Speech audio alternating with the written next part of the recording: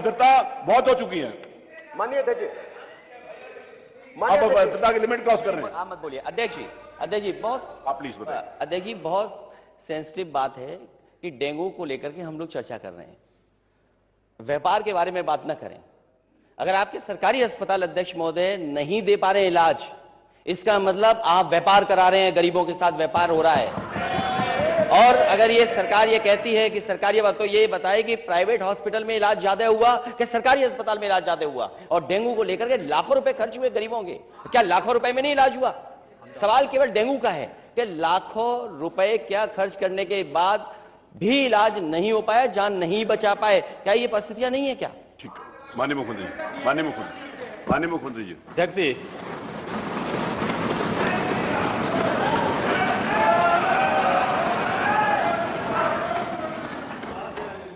जैसा प्रश्न होगा वैसे उत्तर भी आ रहा है।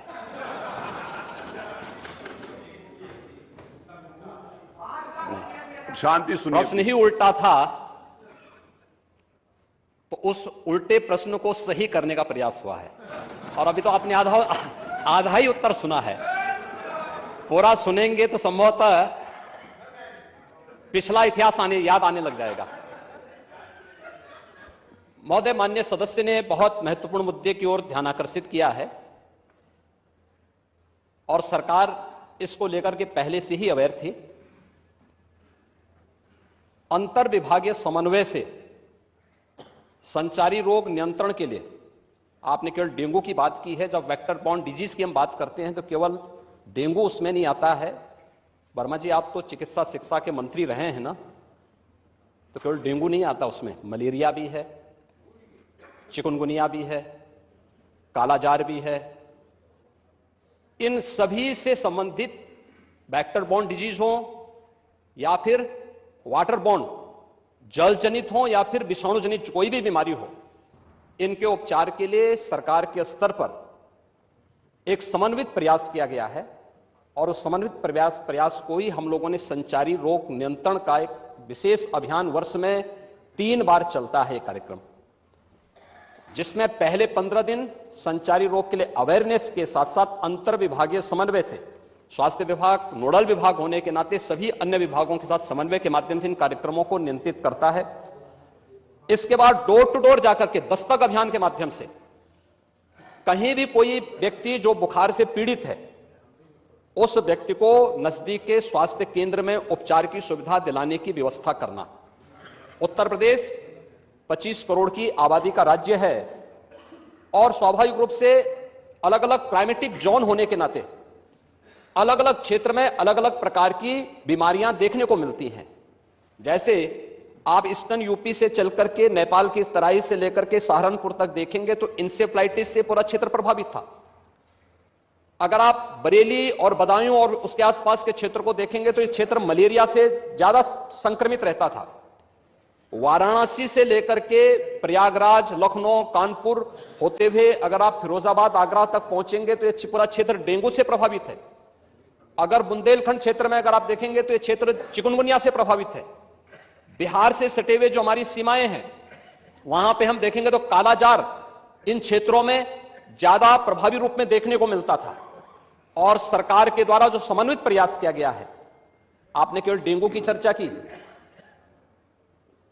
बीमारी डेंगू पूरी तरह नियंत्रण में है और सरकार के द्वारा समय पर उठाए गए कदमों का परिणाम था।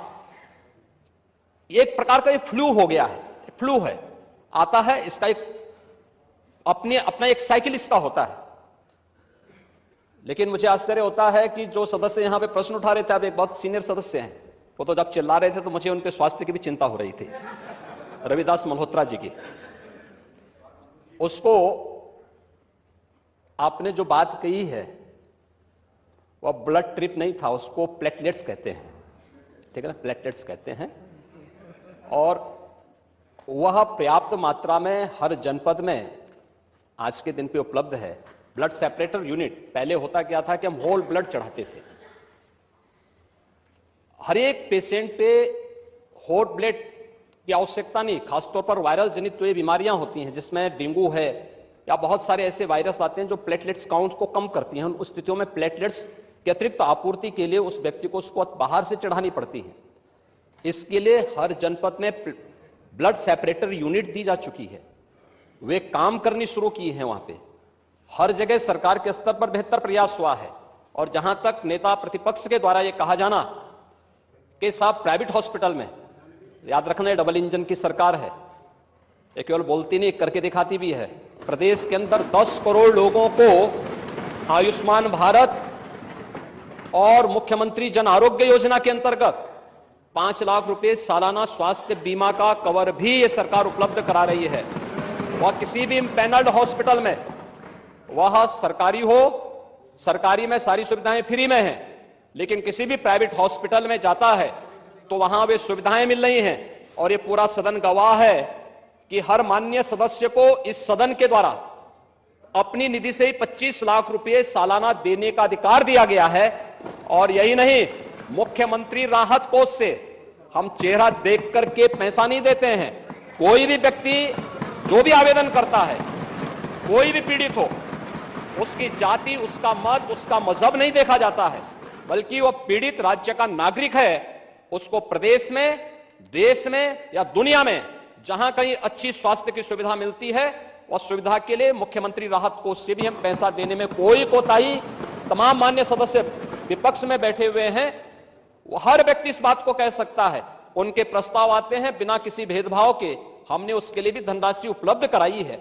आयुष्मान भारत और मुख्यमंत्री जन आरोग्य योजना भी है, आभारी आदरणीय प्रधानमंत्री जी के, जिन्होंने आयुष्मान भारत जैसी योजना दी, जिसमें हर गरीब से गरीब व्यक्ति भी आज अपना उपचार किसी भी अच्छे कॉर्पोरेट हॉस्पिटल में भी करा सकता है, और देश में भी करा सकता है, दुनिया में भी कहीं करा सकता है। हर वर्ष की सुविधा उसको मिली है।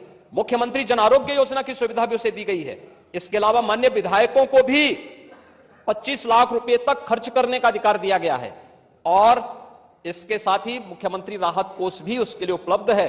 इसलिए समस्या केवल इस बात की नहीं कि हम समस्या के समाधान का की ओर जाएं, समस्या केवल हर मुद्दे का राजनीतिकरण करके समाज में अव्यवस्था पैदा करना, लोगों में असंतोष पैदा करने का जो कुत्सित प्रयास किया जाता है, वह तो कोरोना कालखंड में भी लोगों ने देख लिया था, जब आप लोग बहका रहे थे लोगों को कि वैक्सीन मत लगाना, ये मोदी वैक्सीन है, और लोगों को गुमराह कर रहे थे। परिणाम क्या है? मोदी जी के शासनकाल में, उनके मार्गदर्शन में हमारे वैज्ञानिकों के द्वारा बनाई गई दोनों वैक्सीन दुनिया की सबसे प्रभावी वैक्सीन है। दुनिया के अंदर तमाम देशों में कोरोना महामारी के मामले बढ़ते हुए दिखाई दे रहे हैं। भारत में कोरोना कंट्रोल है और उत्तर प्रदेश में भी पूरी तरह नियंत्रण में है, कहीं कोई समस्या नहीं है। सरकार आपके द्वारा उठाए गए मुद्दों पर पूरी तरह सतर्क है, और अब तो इसके मामले वैसे भी समाप्ति की ओर हैं। बरसात के समय जल जमाव वाले क्षेत्रों में, अन्य क्षेत्रों में इस प्रकार की बातें देखने को मिलती हैं। और ये केवल डेंगू के मामले नहीं होते, इंसेफ्लाइटिस के भी मामले होते हैं, मलेरिया भी होता है, कालाजार भी होता है, चिकनगुनिया भी होता है। तो आपकी जानकारी के लिए, हो सकता है कि काफी दिन हो गए मंत्री पद से हटे हुए, तो आप भूल गए होंगे, तो आपके संज्ञान में लाने के लिए हमने दिया था। इधर रहते तो हो सकता है कि कुछ लॉलीपॉप मिल भी जाता, लेकिन वहां रहकर के अब वो कभी नहीं मिलना। मैंने माननीय नेता प्रतिपक्ष को सुना, माननीय लालजी वर्मा जी को सुना, माननीय मंत्री जी को सुना। ये नियम 56 के अंतर्गत नहीं है। अध्यक्ष महोदय, अगली सूचना। महोदय, माननीय नेता सदन की मैंने बात सुनी, और वो लगा कि थोड़ी देर के लिए लगा कि वो MBBS डिग्री हासिल किए हुए हैं, डॉक्टर लगे। वेक्टर बोर्न डिजीजेस के बारे में उन्होंने चर्चा की। मैं केवल 2 घटनाएं बताना चाहता हूं राजधानी लखनऊ की और इनकी सरकार की नाकामी, इनके हॉस्पिटल्स की व्यवस्था, डॉक्टर्स का इंतजाम। एक पूर्व सांसद, वो बता चुके, वो भी भारतीय जनता पार्टी, आप उसको बोल चुके हैं। भारतीय जनता पार्टी पूरी, तो भारतीय जनता पार्टी के, वो हमारे दल के नहीं, पूर्व सांसद भारतीय जनता पार्टी के, वो अपने बेटे को लेकर के आते हैं। उनके बेटे को यह जानकारी मिलती है कि इसका इलाज अगर जल्दी नहीं हुआ तो जान नहीं बचेगी। वो एक अस्पताल से दूसरे अस्पताल भागे और इलाज के लिए वो एडमिट नहीं करा पाए, और उनके बच्चे की जान चली गई। इसका जवाब क्या है डबल इंजन की सरकार के पास? और दूसरा, PGI से लोहिया संस्थान KGMU 9 घंटे एम्बुलेंस में बच्चा बना रहा, 9 घंटे, और उसकी जान नहीं बची। उसके ये खिलाफ डबल इंजन की कार्रवाई कर सरकार, उसके ये उसका सरकारी संज्ञान संस्थाओं को इसलिए नहीं मजबूत कर रहे हैं क्योंकि ये प्राइवेट संस्थाओं को बढ़ावा देना चाहते मैं उसको हैं। अग्राह्य आज पूरे करता उत्तर हूं। प्रदेश में सरकारी संस्थाओं में गरीब का इलाज नहीं है। अगर ये सरकार बताए, इतने दावे कर रही है सरकार, ये सरकार बताए कि एक जिला अस्पताल बनाया हो जहां पर गरीब का इलाज हो रहा हो, एक जिला अस्पताल, ठीक, चलिए एक जिला अस्पताल अब अगली जहां सूचना गरीब दें। को पर्याप्त इलाज मिल जा रहा हो, वो बनाया इस सरकार ने, तो हमें बताएं अभी। जिला अस्पताल एक ही होता है। अगली सूचना माननीय